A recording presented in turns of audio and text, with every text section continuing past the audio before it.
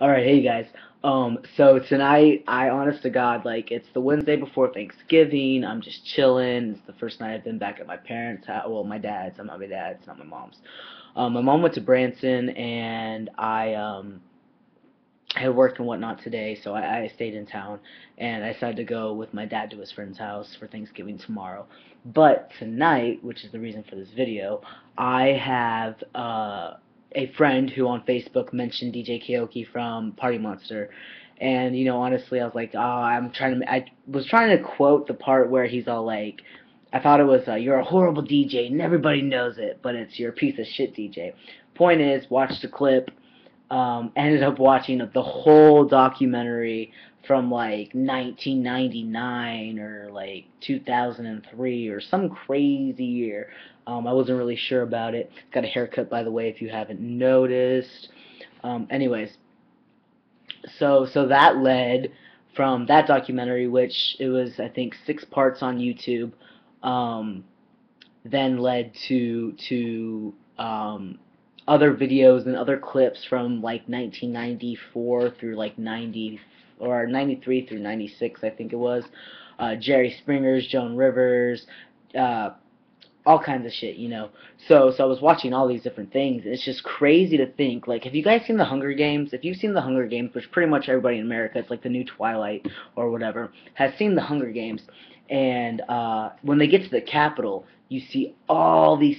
Well, I think they're sickening. Cool ass people, like with all these costumes and powdered wigs and very Versailles, very much Marie Antoinette meets the Blue Man Group, pretty much, and it's very sickening. It's very awesome. Glitter, male, female, both, makeup, everything. It's awesome.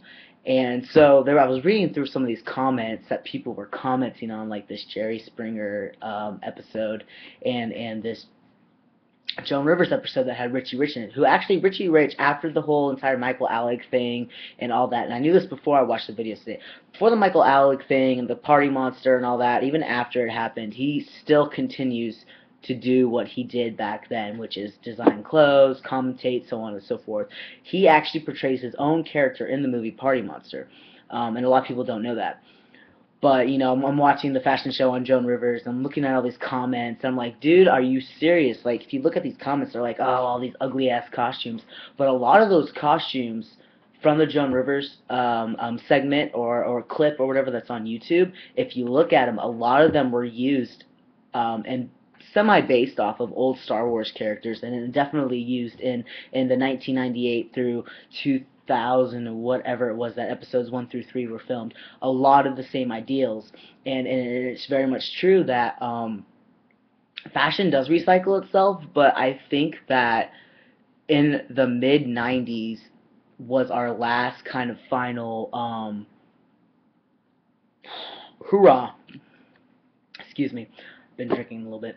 Final hoorah when it came to that stuff, and I was saying, hey, look at the movie Hunger Games, look at the Capitol, look at the people who were in the Capitol, look at the way they dressed, look at the way that they view fashion. It was very much so Club Kid, New York City, 1996, 1994, not so much 96, but 94, definitely very much. You look at all these kids' outfits on documentaries, and even the movie Party Monster, because the movie itself is based off of these documentaries. You see a lot of the same costumes.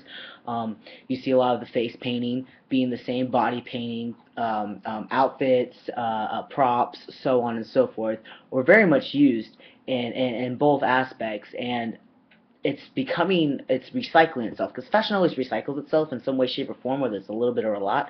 And I know here in St. Louis, the club kid thing, especially whatever, acid club kid is very, very, very big. We have a production called Glitter Bomb, and every Friday there's a Glitter Bomb show.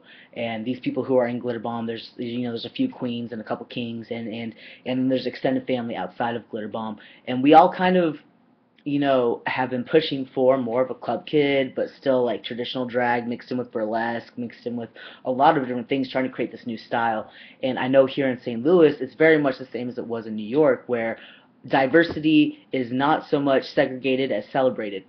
And I think it's crazy because I see like I used to work at this bar rehab about this time last year, and one of the original club kids, supposedly, was my club mother slash bar owner, and I was the bar back there, and I did drag and sort of ish there, and it was coming back, and it was really, really, really hot for a little bit, and but I didn't grasp the concept of the fact that Glitter Bomb had been bringing that back originally to begin with beforehand, and that was just kind of like a super push. And the people that were in rehab at the time and doing all these things were very much so um, copying off of the movie, not so much of the movement. I really don't know what else to say.